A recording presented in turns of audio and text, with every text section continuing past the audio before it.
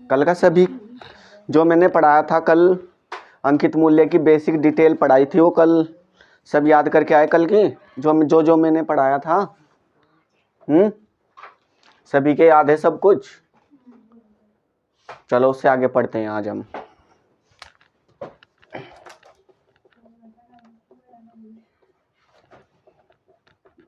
Ink बेकार है ना।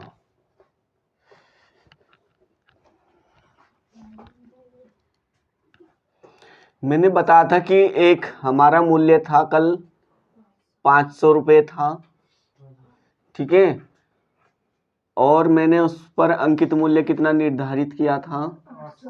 800 रुपये किया था कल। 800 रुपये अंकित मूल्य निर्धारित किया था, और उसका सेलिंग प्राइस कितना किया था मैंने? 600 रुपये किया था, ठीक है। ये मेरा कॉस्ट प्राइस था, ये मार्केट प्राइस था, और ये सेलिंग प्राइस था। यहाँ से यहाँ तक मुझे कितने रुपए का वो यहाँ कितना मार्कअप मिला है? मुझे कितने रुपए का मार्कअप मिला है? यहाँ से यहाँ तक 300 रुपए का मार्कअप मिला है, ठीक है। अंकित मूल्य क्रय मूल्य वो अंकित मूल्य क्रय मूल्य से कितना दिखे? 300 रुपए। और जो ये मेरा प्रतिशत में 300 रुपए प्रतिशत कितने के बराबर था? ये कल मेरा 60%। तो अंकित मूल्य क्रय मूल्य से कितना प्रतिशत अधिक है? 60% अधिक है। और यहाँ अंकित मूल्य क्रय मूल्य से कितने रुपए में कितना अधिक है? 300 रुपये अधिक है।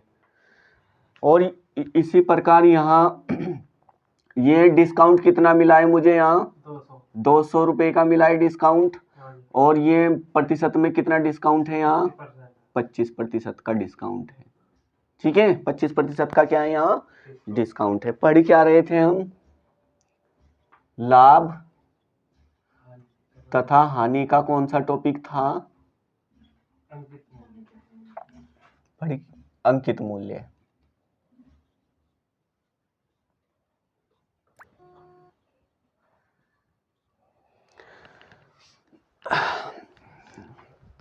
अब एक बात ध्यान दो यहाँ से। अब वो पूछने लगा कि इस पूरे सौदे में कितने प्रतिशत का उसको लाभ हुआ या हानि हुई, तो कैसा बताएंगे अब हम यहाँ से कि कितने प्रतिशत का उसको लाभ हुआ या कितने प्रतिशत की उसको हानि हुई? बताओ कैसे बता सकते हैं यहाँ से हम? बताओ जरा। देखो चला कहाँ से था मैं? लागत मूल्य कितना था मेरा? लागत मूल्य तो यही था मेरा, कितना? 500 रुपये। और मैंने बेच दिया उसको कितने रुपए में? कितने रुपए में बेच दिया उसको? 600 रुपये में। लागत मूल्य मेरा 500 रुपये था, बेच दिया मैंने उसको 600 रुपये में। तो टोटल कितने यहाँ कितने रुपए का प्रॉफिट हो गया? मुझे प्रॉफिट हुआ कि हानि हुई? पहले ये बताओ जरा। प्रॉफिट हुआ। कितने रुपए का प्रॉफिट हुआ बच्चों? यहाँ से 100 रुपये का प्रॉफिट हुआ। कितने रुपए का प्रॉफिट हुआ? यहाँ 100 रुपये का। तो टोटल पर मुझे यहाँ से लगा करके यहाँ तक यहाँ कितने रुपए का टोटल प्रॉफिट हुआ? 100 रुपये का प्रॉफिट हुआ। फिर भी मुझे एक दुकानदार ने कोई टी शर्ट खरीदी 500 रुपये में, और उस पर उसने अंकित मूल्य कितना निर्धारित किया? 800 रुपये। लेकिन उसकी वो 800 रुपये में टी शर्ट वहाँ फिर सेल नहीं हो पाई। तो उसने क्या किया? उस 800 रुपये को भी क्या कर दिया? घटा करके 600 रुपये में सेल करने का क्या कर दिया? दावा कर दिया कि मैं उसे कितने में बेच रहा हूँ? 600 रुपये में। तो बच्चों यहाँ से यहाँ तक मुझे लागत तो कितने रुपए की आई थी? 500 रुपये की। बेच दी कितने रुपए की? 600 रुपये की। तो प्रॉफिट फिर भी कितने का हो गया? मुझे 100 रुपये का हो गया, ठीक है। अब यही प्रॉफिट यदि प्रतिशत में पूछ लिया जाए तो प्रतिशत में कैसे ज्ञात करेंगे हम? यही प्रॉफिट प्रतिशत में पूछ लिया जाए, जैसे कि मैंने यहाँ 60% निकाला था, ये कितना निकाला था यहाँ? डिस्काउंट कितना निकाला था मैंने? 25%। तो इसी प्रकार में यहाँ इसको पूछ लिया जाए कि यहाँ कितने प्रतिशत का उसको प्रॉफिट हुआ फिर भी सौदे में, तो कैसे बताएंगे हम?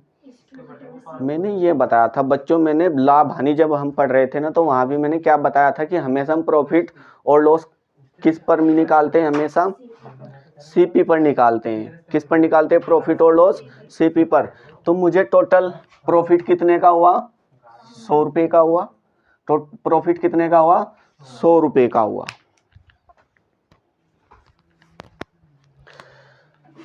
मैं यहाँ क्या निकाल रहा हूँ, प्रॉफिट प्रतिशत निकाल रहा हूँ। तो प्रॉफिट कितने का हुआ, 100 रुपये का हुआ, और कितने रुपए पर हुआ वो, 500 रुपये पर हुआ, और इंटू 100 ये और ये, यानी 1/5 का अर्थ क्या है, कितना आ जाएगा, 20%। तो उस पूरे सौदे में उसको कितने प्रतिशत का प्रॉफिट हो गया, 20% का प्रॉफिट हो गया। सभी की समझ में आया है, पूरे सौदे में कितने प्रतिशत का प्रॉफिट हो गया, फिर भी उसे 20% का प्रॉफिट हो गया। अब यही बात, चलो ये तो था हमारे पास में मूल्य में था, यदि ये हमारे पास में मूल्य की जगह किस में हुआ, प्रतिशत में हुआ, और ये भी प्रतिशत में हुआ, तब क्या करेंगे हम, फिर कैसे लाएंगे 20%। ये तो मैं ये 20% कैसे लेकर के आया बच्चों में, मूल्य से लेकर के आया। लेकिन यदि मेरे पास में ये प्रतिशत हुआ कि किसी वस्तु का क्रय मूल्य से अंकित मूल्य कितना प्रतिशत अधिक है, 60% अधिक है, और अंकित मूल्य पर उस वस्तु को बेचने पर कितने प्रतिशत की छूट मिली, 25% की छूट मिली। तो अब वो पूछेगा क्या कि बताओ उस व्यक्ति को कुल सौदे में कितने प्रतिशत का लाभ या हानि हुई। बात समझ में आई। जैसे क्वेश्चन ये बनेगा, अब यहाँ से ये तो मैंने मूल्य पर निकाला बच्चों, अब मैं यदि क्वेश्चन ये पूछ लिया जाए, यहाँ से क्वेश्चन ये पूछ लिया जाए, किसी वस्तु का अंकित मूल्य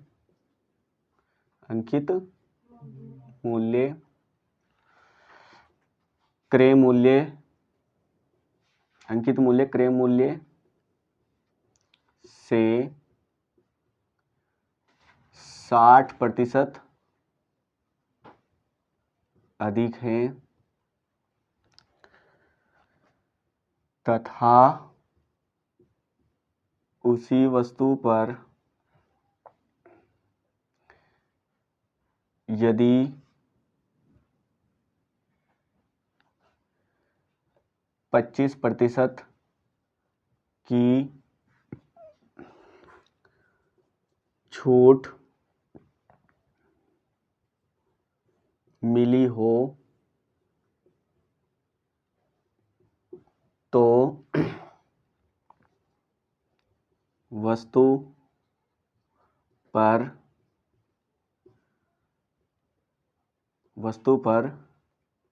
कुल कितने प्रतिशत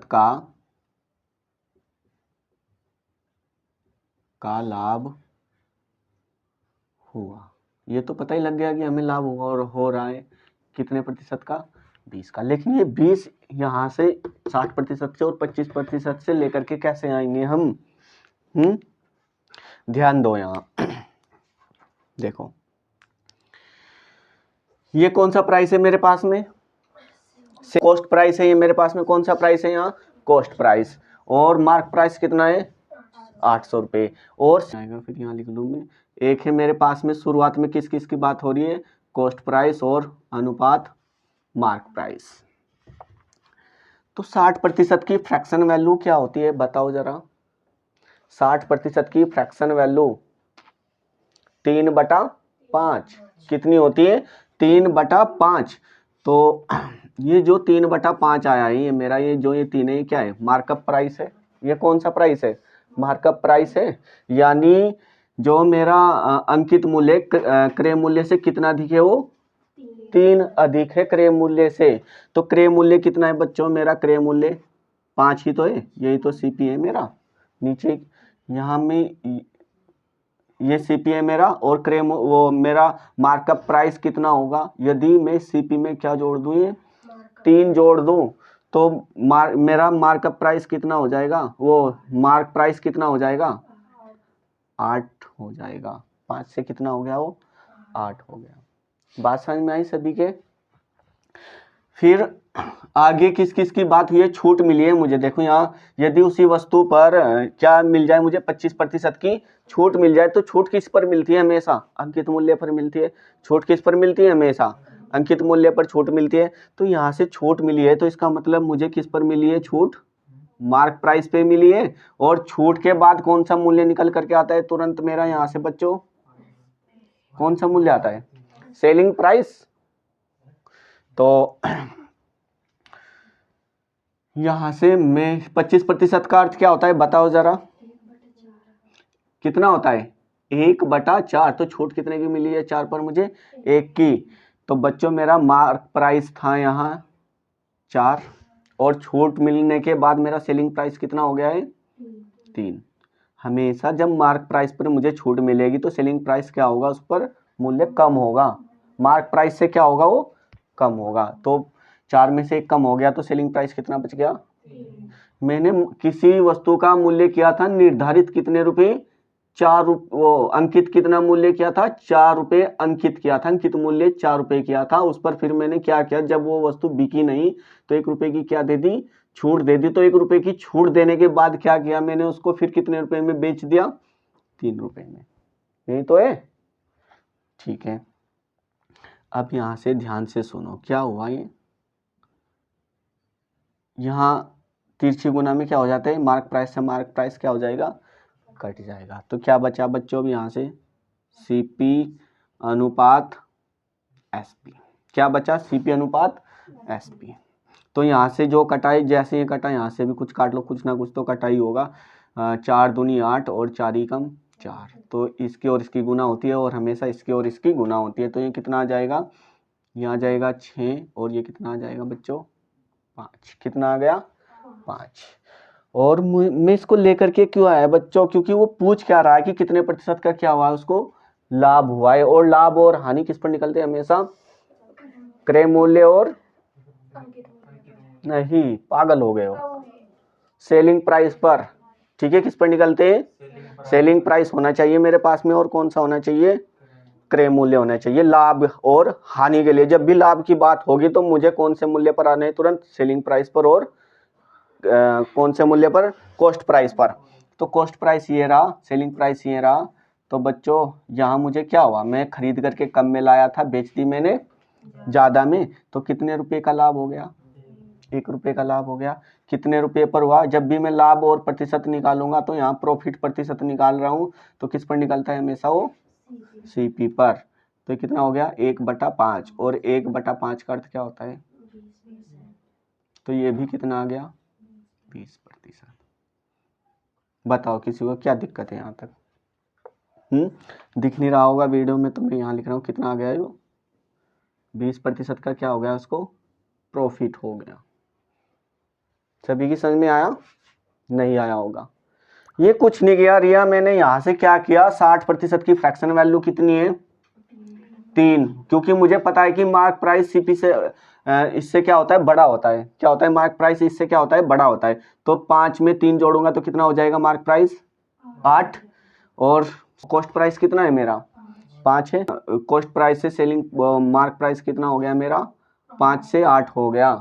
फिर हम जो करते हैं वही तो किया है मैंने। यहाँ 25% की यहाँ छूट मिली है, तो 1 की छूट मिली है 4 पर, तो 4 मेरा क्या था, यहाँ जो भी था मुझे पता नहीं है क्या था। ठीक है, अब ये ध्यान दो, ये तो केवल मैंने जो जो यहाँ दिया है उसके अनुसार बता। तो 4 से कितना हो गया, 1 की छूट मिली है तो 3। हम हमेशा इसकी गुना करते हैं और इसकी गुना करते हैं, जो कटता है तिरछे में काट देते हैं। तो कितना हो गया, वो कट फिट करके जब इसकी और इसकी गुना करेंगे 5 और 6, 5 और 6। ये मार्क प्राइस इसलिए काटा क्योंकि लाभ और हानि की जब भी बात होगी तो किस पर देखेंगे हम तुरंत, वहां हमारे पास में क्या होना चाहिए, एक क्या होना चाहिए कॉस्ट प्राइस और एक क्या होना चाहिए सेलिंग प्राइस। लाभ हानि प्रतिशत ऐसे ही तो निकाल रहे थे हम जब लाभ हानि पढ़ रहे थे।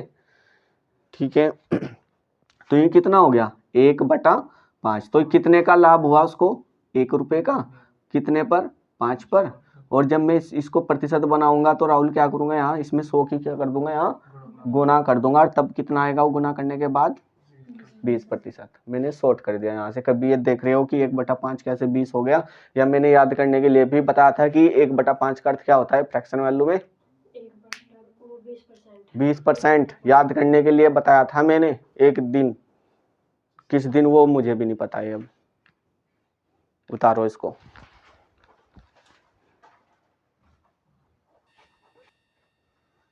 उतार लिया राहुल। अब ये एक बार यहाँ सभी बच्चे ध्यान दो, यहाँ ऐसे क्वेश्चनों में क्या करना होगा, ध्यान दो यहाँ सब। यहाँ यदि मेरे पास में कौन सा मूल्य है, मार्क प्राइस है, सीपीए और एसपी है। यहाँ देख रिया, यदि क्वेश्चन में मेरे पास में कॉस्ट प्राइस भी है, मार्क प्राइस भी है और सेलिंग प्राइस भी है, और उसने पूछ लिया कि वस्तु पर कुल मिलाकर के कितना प्रॉफिट और कितने प्रतिशत का लॉस हुआ, तो बच्चों क्या करेंगे हम, प्रतिशत इसे मार्क प्राइस को तो क्या कर देंगे, इग्नोर कर देंगे। क्या कर देंगे, इग्नोर कर देंगे, क्योंकि इसकी तो मुझे जरूरत पड़ती नहीं लाभ हानि में। मार्क प्राइस हमने पढ़ा लाभ हानि में नहीं ना, तो इसकी तो जरूरत पड़ती नहीं। क्यों नहीं पड़ी, यहाँ देख सकते हैं हम। क्या पूछा गया था कि कुल मिलाकर के कितने प्रतिशत की छूट हुई है, वो प्रॉफिट हुआ है, तो कितने रुपए का प्रॉफिट हुआ है, 100 रुपए का प्रॉफिट हुआ है। तो मैंने इससे कोई मतलब निकाला यहाँ नहीं ना, तो सीधे मैं कहाँ से कहाँ गया, सीपी पर गया और एसपी पर गया, और कितने प्रतिशत का उसको लाभ हो गया, 20% का। बीच वाला मूल्य से मैंने क्या कर दिया, इसको इग्नोर कर दिया। ठीक है, और किसी को ज्यादा ही वो कुछ करना है तो फिर क्या करेंगे, यदि मेरे पास में फिर यहाँ जाएंगे हम अंकित मूल्य पर, फिर अंकित मूल्य से कहाँ जाएंगे, क्रय मूल्य पर, तब जाकर के मेरा क्रय मूल्य आएगा, और फिर क्या निकलेगा हमारा 20%। मैंने ये बताया कि हमें इसकी जरूरत नहीं है, किसकी, मार्क प्राइस की। कब, जब हमें लाभ या हानि निकालना हो, उसको इग्नोर कर देंगे, किसको, मार्क प्राइस को। और जब मुझे क्या देखनी हो, छूट देखनी हो, बच्चों ध्यान से सुनो, क्या देखनी हो मुझे, छूट देखनी हो, तो फिर मुझे किससे मतलब नहीं है, कॉस्ट प्राइस से मतलब नहीं है, क्योंकि छूट किस पर निकाली जाती है, मार्क प्राइस पर निकाली जाती है। किस पर निकाली जाती है, मार्क प्राइस पर निकाली जाती है। और छूट के बाद कौन सा मूल्य बनता है हमारा, सेलिंग प्राइस बनता है। कौन सा मूल्य बनता है, सेलिंग प्राइस। तो किस किस की जरूरत पड़ी मुझे, मार्क प्राइस और सेलिंग प्राइस की। तो जब यहाँ पूछा जाएगा कि कितने प्रतिशत की छूट मिली, तो मुझे किससे मतलब है, केवल मार्क प्राइस से और सेलिंग प्राइस से। और जब ये पूछा जाएगा कि कितने प्रतिशत का लाभ या हानि हुई है, तो मुझे किससे मतलब है, केवल सेलिंग प्राइस से और कॉस्ट प्राइस से। बात समझ में आई, क्या बताया, चाहे लिख लियो इस बात को।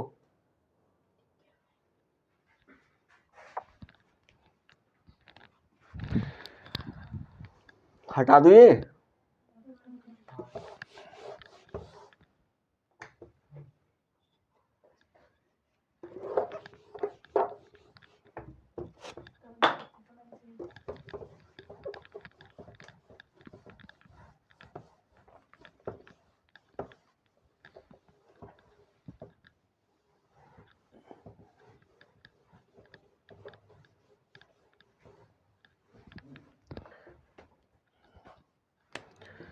आगे बढ़ो। और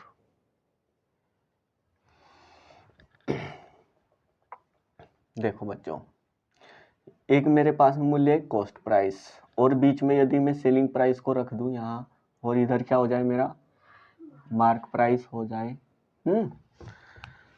तो कॉस्ट प्राइस कितना था मेरा, 500 रुपये, सेलिंग प्राइस कितना था, 600 रुपये, मार्क प्राइस कितना था बच्चों, 800 रुपये।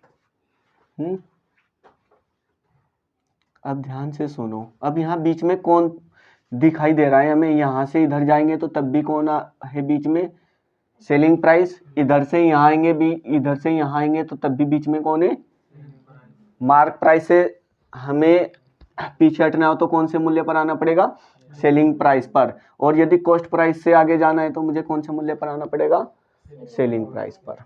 तो क्या हो रहा है यहाँ, यदि अब मैं यहाँ से क्या सीख सकता हूँ कि यदि मुझे कहाँ आना है, सेलिंग प्राइस पर जाना है। कहाँ जाना है, सेलिंग प्राइस पर। तो क्या करना पड़ेगा बच्चों मुझे, यदि मुझे सेलिंग प्राइस पर जाना है तो क्या करना पड़ेगा, यहाँ सेलिंग प्राइस पर।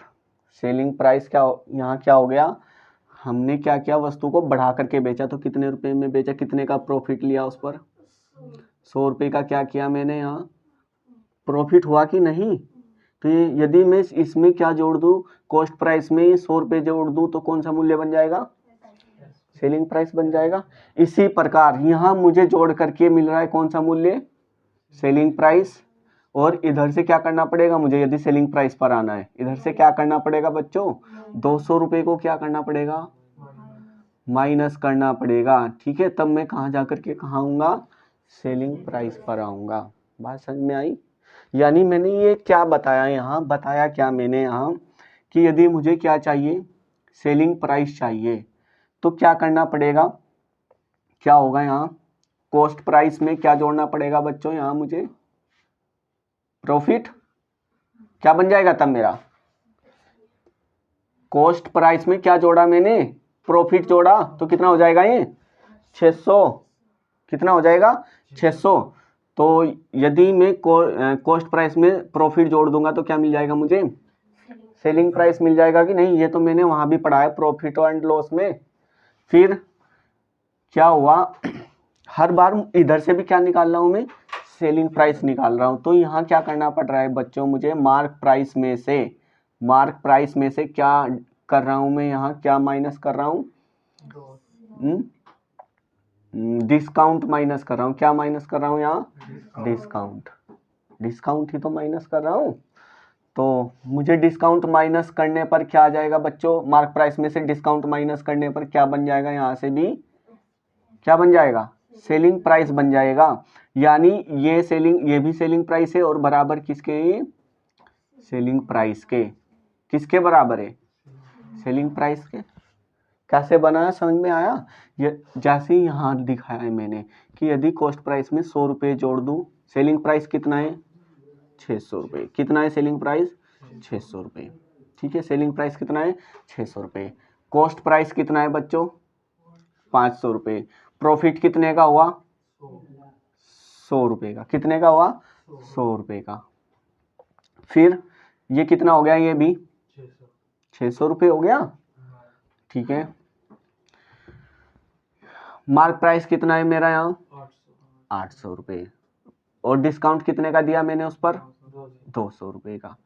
तो कि ये 600 रुपये, ये 600 रुपये, ये 600 रुपये, ये किसके बराबर हो गए, ये सारे के सारे, ये भी सेलिंग प्राइस है, ये भी सेलिंग प्राइस है और ये भी सेलिंग प्राइस है। ये भी कितने हो गए मेरे 600 रुपये बराबर 600 रुपये के। बात समझ में आई? तो यहां से हम क्या डेवलपमेंट कर सकते हैं, ध्यान से सुनो। सेलिंग प्राइस यदि मुझे चाहिए तो क्या कर रहा हूं मैं,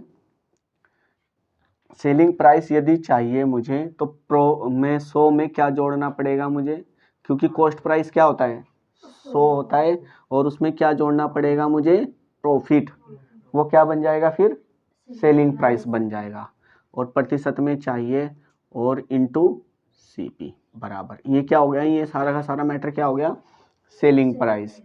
फिर यहाँ क्या कर रहे हैं बच्चों हम, 100 रुपये में क्या कर रहा हूँ, यहाँ में डिस्काउंट माइनस कर रहा हूँ, और ये क्या, यहाँ डिस्काउंट माइनस करने के बाद कौन सा मूल्य यहाँ किस में कर रहा हूँ मैं, एमपी में कर रहा हूँ, ठीक है।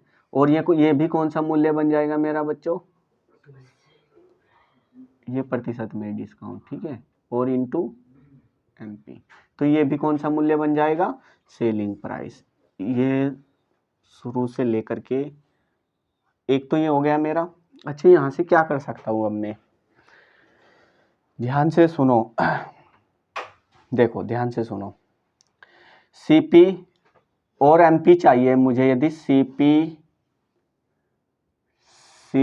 बटे एमपी ये चाहिए मुझे, तो क्या करना पड़ेगा, उसका मान उसके पास है, उसका मान उसके पास है, तो सीपी का मान किसके पास है, एमपी के पास है, क्या है 100 माइनस डी अपॉन, और यदि मुझे एमपी चाहिए तो किसके पास है, वो सीपी के पास है 100 प्लस प्रॉफिट। तो ये सूत्र बना, मैं इसका प्रयोग कहाँ होगा आगे बताऊंगा, ठीक है। उतार लो इसको।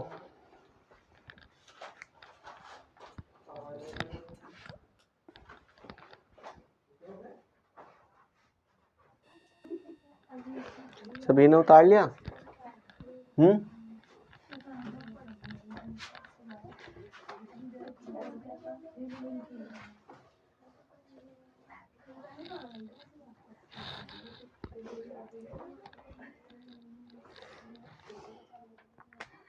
क्वेश्चन है हमारा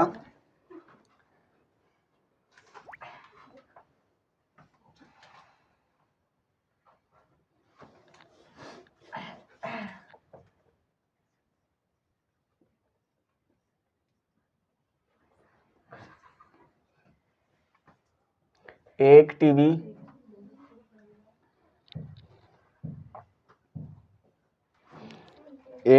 का अंकित मूल्य 24,500 रुपये है। यदि इस टीवी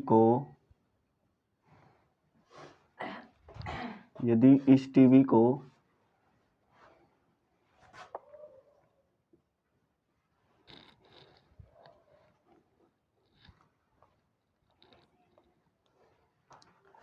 2,090 रुपये में बेचा गया हो तो बताओ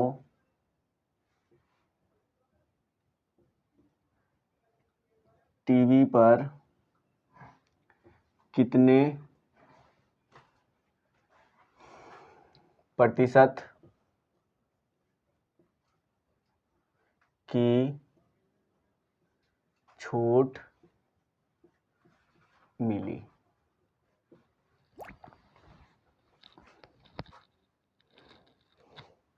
option A 22%, option B 18%, option C 20%, option D 15%। बताओ करके जल्दी से, मैं इतनी देर से बताया सब कुछ, अभी से खुद से करो। बहुत ध्यान से देखो सभी चीज, जिससे नहीं हुआ क्या है बच्चों, यहाँ देखो ध्यान से सुनो। एक टीवी का अंकित मूल्य कितना है? 24,500 रुपए है। एक टीवी का अंकित मूल्य कितना है? 24,500 रुपए। और उस टीवी को कितने रुपए में बेचा गया? 20,090 रुपए में बेचा गया। उस टीवी को कितने रुपए में बेचा गया? 20,090 रुपए में बेचा गया। ठीक है, तो यहां से क्या पूछ रहा है कि बताओ टीवी पर कितने प्रतिशत की छूट मिली। तो बच्चों मैंने बताया था कि छूट हमेशा किस पर मिलती है?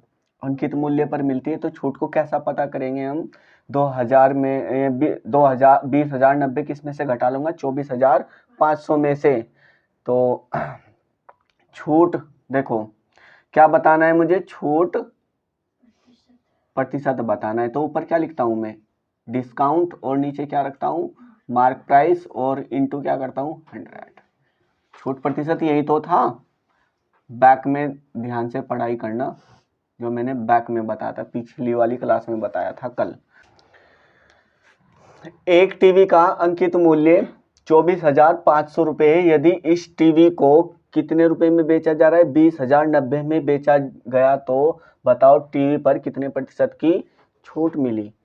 तो बच्चों फिर वही जब हमें और क्या बता रहा है, वो पूछ क्या रहा है कि कितने प्रतिशत की छूट मिली, तो मुझे आंसर किस में देना है?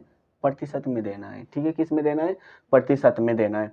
तो क्या करते हैं हम? छूट यहाँ से अंकित मूल्य में से जब हमें छूट देखनी हो तो अंकित मूल्य छूट हमेशा कौन से दो मूल्य होने चाहिए? मैंने बताया था कि छूट के लिए हम मेरे पास में कौन से दो मूल्य होने चाहिए? एक होना चाहिए मार्क प्राइस, और एक कौन सा होना चाहिए? Selling price. तो मेरे पास में दोनों मूल्य हैं। तो बच्चों यहाँ से यहाँ तक कितनी छूट हो गई? मैंने कोई वस्तु 24,500 रुपए की वस्तु को कितने रुपए में बेच दिया? 20,090 में। तो छूट कितने की मिल गई बच्चों मुझे? यहाँ डिस्काउंट कितने का हो गया? 4,410 रुपए का हो गया। यहाँ क्या निकाल रहा हूं मैं? छूट प्रतिशत निकाल रहा हूं। कितने पर हुई वो छूट? 24,500 रुपए पर, और प्रतिशत बनाने के लिए गुना 100 करूंगा। क्या करेंगे हम? यहाँ मैंने ये देखा था कि यदि कि 9 से वे संख्या कटेगी जिनके अंकों का योग क्या हो? 9, तो 4 और 4 8 और 1 9। तो ये तो 9 से कट रही है। अब इसको भी चेक करेंगे 9 से कटेगी या नहीं कटेगी। 5 और 4 9 और 2 11, तो ये तो 9 से कट नहीं रही है, ये 11 हो गई। तो इसका मतलब ये 9 से नहीं कटेगी, क्योंकि दोनों किससे कटनी चाहिए थी, या तो 9 से कटनी चाहिए थी या किसी और संख्या से। हम अब किससे काटेंगे, हमारे पास में ये 2 जीरो, इससे खत्म कर सकते हैं हम। ये यहाँ इकाई अंक क्या है 5, यहाँ क्या है 0, जिसका इकाई अंक 5 या 0 हो किससे कटेगी, हमेशा वो संख्या 5 से कटेगी। तो 5 से कटेगी ये, यहाँ से हम इसको 5 से इसको काटेंगे। 5 चौक 20 और 5 नेम 45, 5 से इसको काटेंगे। 5 5 अठे 40, 5 अठे 40, 5 दूनी 10, ये कट गया। 7 से काटेंगे, 7 सती 49 और 7 से इसको काटेंगे। 7 नेम 63 और 7 एकम 7 और यहाँ बच गए 1 और 7 दूनी 14 और यहाँ बच गए और 7 छंग 42। ठीक है, 7 से फिर काटेंगे इसको, 7 से काटो बच्चों इसको। 7 एकम 7 और 7 अठी 56 और कितने प्रतिशत आ गया, इसका मतलब वो कितने प्रतिशत का डिस्काउंट हुआ उस वस्तु पर, 18% का डिस्काउंट हुआ।